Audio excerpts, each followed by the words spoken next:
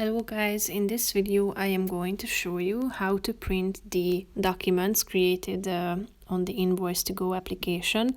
But first I just want to mention, don't forget to subscribe to my channel because at 10,000 subscribers I am going to show you my whole YouTube revenue statistics and growth strategy, how to make money online. So let's jump into it.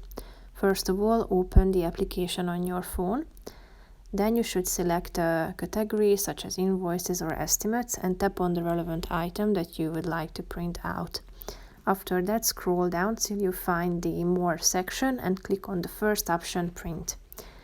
Now you're going to see the preview of the document, or in this case the estimate that you want to print. Select your printer by tapping on the first option, and after it is selected and connected to your device, select the number of copies you want to make, and then if you are done with all these information, click on all these options, tap on the print button in the upper right corner of the screen. That's pretty much it for this video, guys. See you in the next one. Bye bye.